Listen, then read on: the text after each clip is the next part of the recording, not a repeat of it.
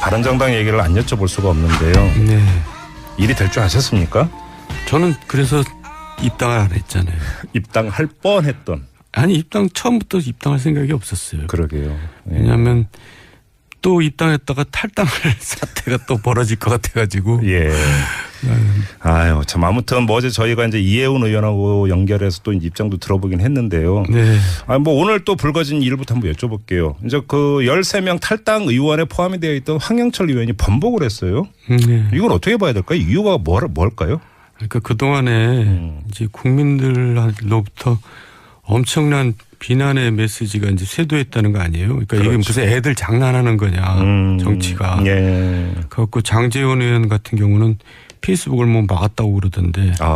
그러니까 이제 지금 우왕좌왕하는 겁니다. 햄릿도 아니고. 그러면 탈당한 의원들이 그 이렇게까지 그 반발 내지 비난 여론이 있을 걸 몰랐다 이렇게 봐야 되는 겁니까?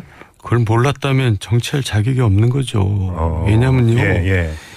이 사람들이 그래도 괜찮은 사람들이라고 여겨졌던 사람들이거든요. 그래서 이제 기대도 좀 했었잖아요. 네.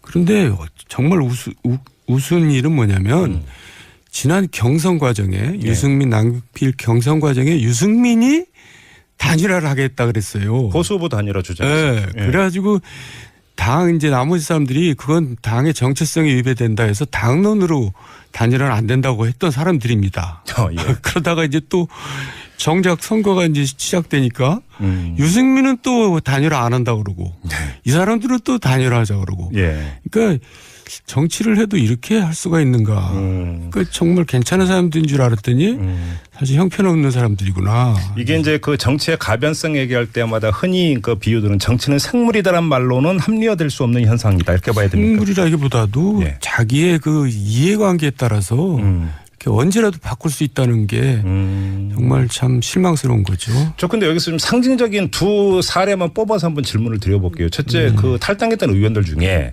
권성동 의원 탄핵소추 위원장이었고요. 예. 김성태 의원 국정농단 그 특위위원장이었고 장제원 황영철 의원은 뭐 다시 뭐 그 번복했다고 하니까 대변인 격이었죠. 그리고 또 청문회 그 스타였고 이런 분들이 탈당 대회에 포함된 거 어떻게 받아들여야 되는 겁니까?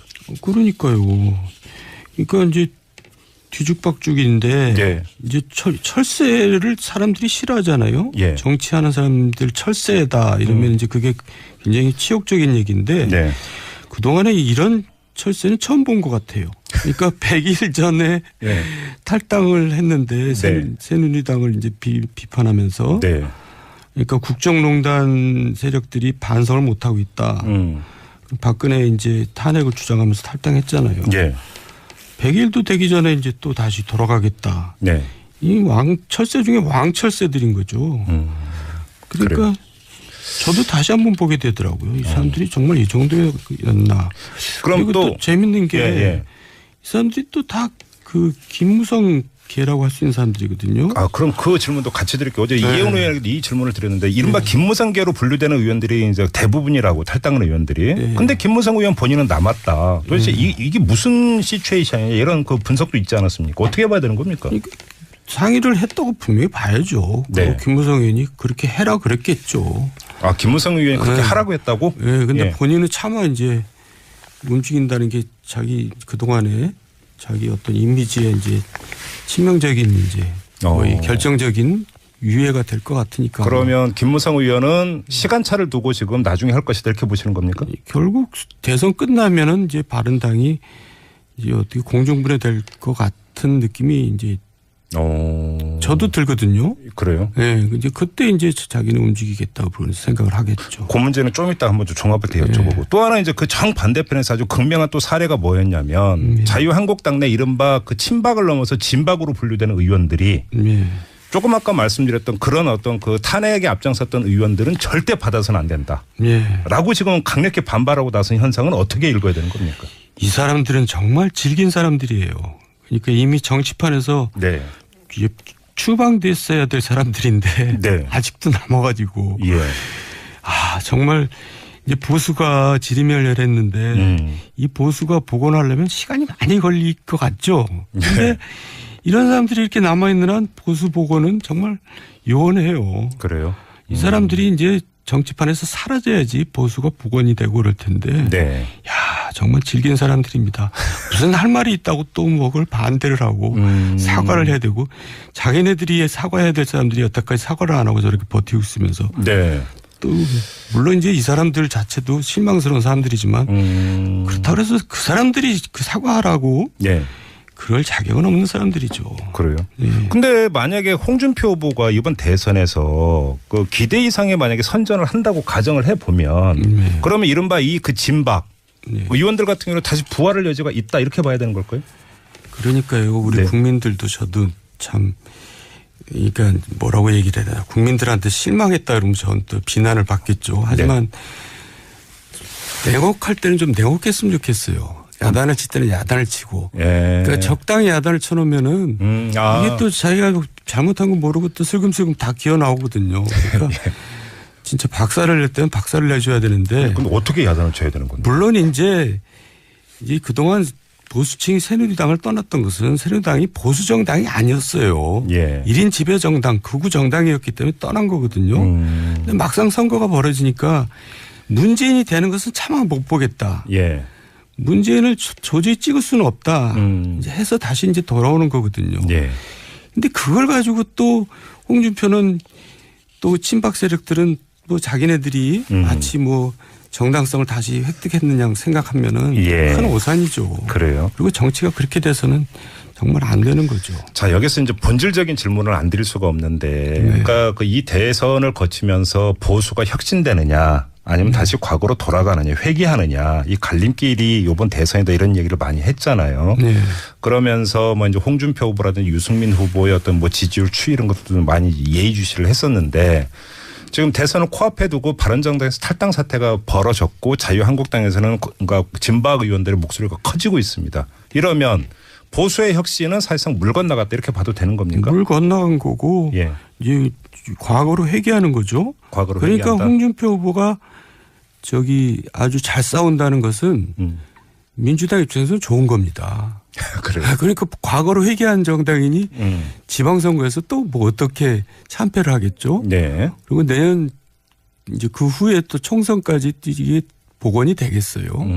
이 과거로 회귀만 하고 있으니. 그러니까 홍준표 후보가 선전하는 것이 이제 민주당이 어차피 집권할 텐데 오히려 더 좋을 겁니다, 아마. 아, 그래요? 과거로 회귀하니 국민들이 또 얼마나 실망하겠어요. 그러면 그거는 그러니까 홍준표 후보 이제 득표율이 어느 정도가 되느냐고 또 아주 긴밀히 연결돼 있다고도 볼 수 있겠네요. 그리고 또 홍준표 후보가 선전하는 게 아니고 보수 세력들이 이제 차마 이제 아까 얘기했지만은 문재인을 찍을 수가 없다 그래서 표를 주는 건데 또 자기가 무슨 선전한 것처럼 착각하면 안 되죠.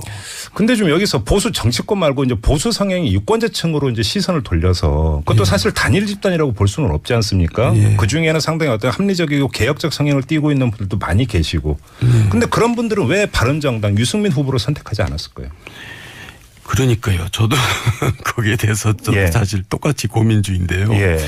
우리나라는 이렇게 제대로 된 정당이 보수 정당이 쓸 땅이 이렇게 없는가. 그러니까요. 그러니까 유승민 후보 자체가 이제 그 개인적으로 이제 지도자로서 될 국민들의 인식이 없었던 것은 분명하고요. 또 바른정당 지지율이 너무 낮기 때문에 이제 한 자릿수도 안 되는 그 이제 지지율에서 헤맸던 건데 어쨌든 우리나라가 이제 양당 구도에서 깨지고 다당 구도로 이제 가야지 사실 선진화되는 거거든요, 정치가.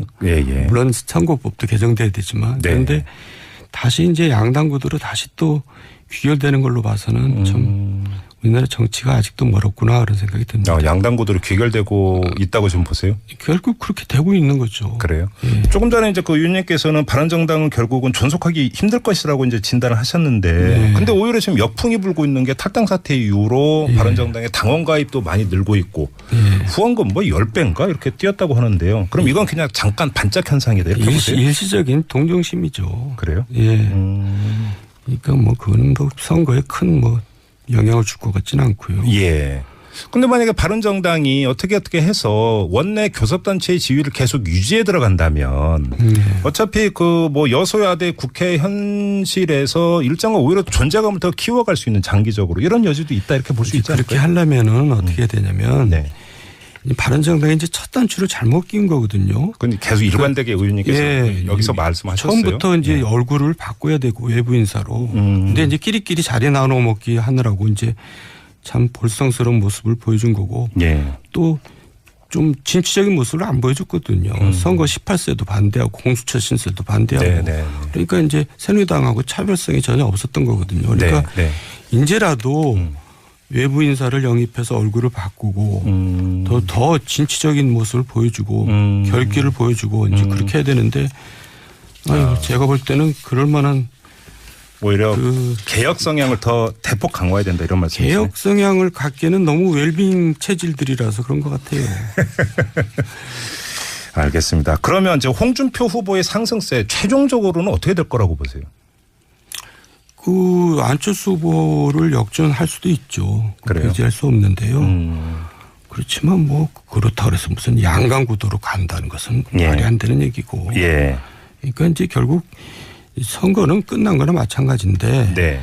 결국 그 안철수 후보하고 홍준표 후보가 어떤 지지율을 받느냐에 따라서 향후 이제 그 정계 구도가 이제 영향을 받기 때문에 이런 면에서 이제 중요한 거지. 뭐. 지금 중요한 말씀하셨는데 홍준표 후보의 득표율과 안철수 후보의 득표율이 어떻게 되느냐에 따라서 정치권에 상당한 어떤 그 변화 요인이 있을 수 있다라는 말씀 좀 풀어주세요. 어떤 뜻입니까? 그러니까 지방선거가 중요하거든요. 그러니까 지금 이 사람들이 탈당하는 이유가 내년 지방선거 나갈 사람들이 다 한국당으로 가겠다고 하는 겁니다. 그렇죠. 여기 남아서 지방선거를 못 치르니까. 그렇죠. 그러니까 이 사람들이 같이 이제 갈 수밖에 없거든요. 자기가 데리고 있는 시의원 구의원들이 다 아니면 한국당으로 가겠다는데 지역구에서 자기 기반이 없어지니까.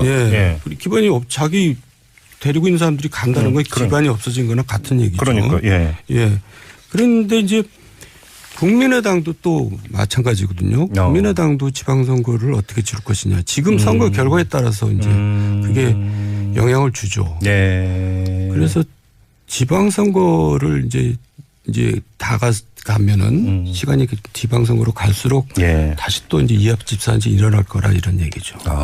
그래서 결국은 이제 어떤 모르면 그 당 입장에서는 그 말초 조직이라고 할 수 있는 이 지방 조직이 또 이 후보의 대선 득표율하고 상당히 민감하게 연결이 돼서 움직일 수도 있다 이런 말씀이시네요. 예, 그렇습니다. 알겠습니다. 자, 대선 전에 이제 그 직선은 오늘이 마지막인 거였습니다. 다음 주 이제 대선 바로 다음 날.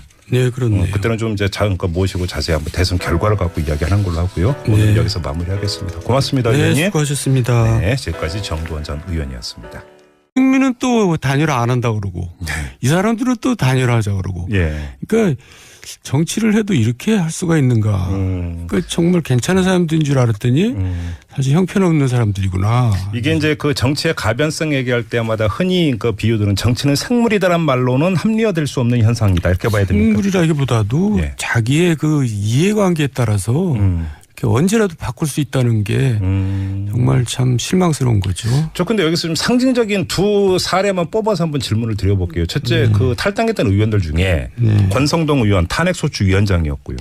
김성태 의원 국정농단 그 특위위원장이었고 장제원 황영철 의원은 뭐 다시 뭐 그 번복했다고 하니까 대변인 격이었죠. 그리고 또 청문회 그 스타였고 이런 분들이 탈당 대회에 포함된 거 바른정당 얘기를 안 여쭤볼 수가 없는데요. 일이 될 줄 아셨습니까? 저는 그래서 입당을 안 했잖아요. 입당할 뻔했던. 아니 처음부터 입당할 생각이 없었어요. 그러게요. 왜냐하면 또 입당했다가 탈당할 사태가 또 벌어질 것 같아가지고. 아유, 참 아무튼 뭐 어제 저희가 이제 이해운 의원하고 연결해서 또 입장도 들어보긴 했는데요. 뭐 오늘 또 불거진 일부터 한번 여쭤볼게요. 이제 그 13명 탈당 의원에 포함이 되어 있던 황영철 의원이 번복을 했어요. 이걸 어떻게 봐야 될까요? 이유가 뭘까요?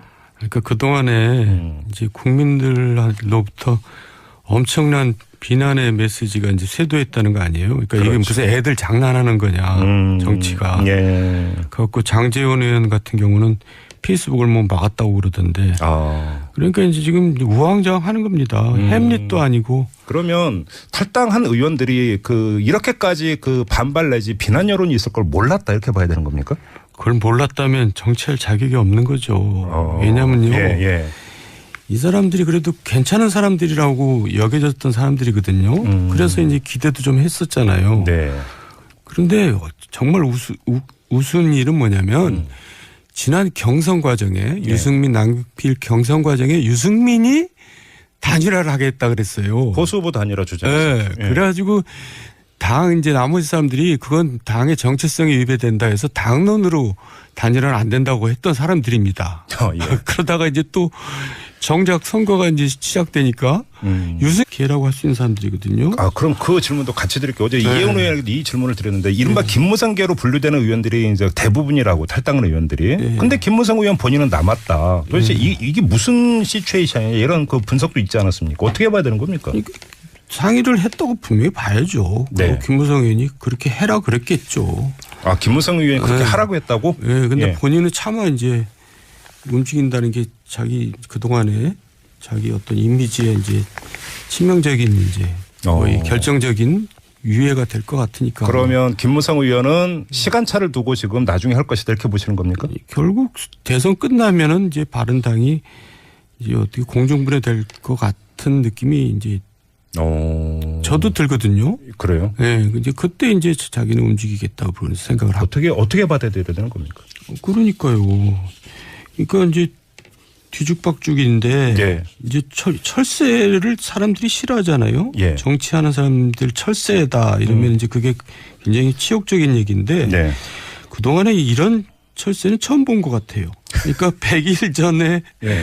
탈당을 했는데 새누리당을 이제 비판하면서 그러니까 국정농단 세력들이 반성을 못하고 있다. 박근혜 이제 탄핵을 주장하면서 탈당했잖아요. 100일도 되기 전에 이제 또 다시 돌아가겠다. 이 철새 중에 왕철새들인 거죠. 그러니까 그래요. 저도 다시 한번 보게 되더라고요. 이 사람들이 정말 이 정도였나. 그럼 그리고 또 재밌는 게 이 사람들이 또 다 김무성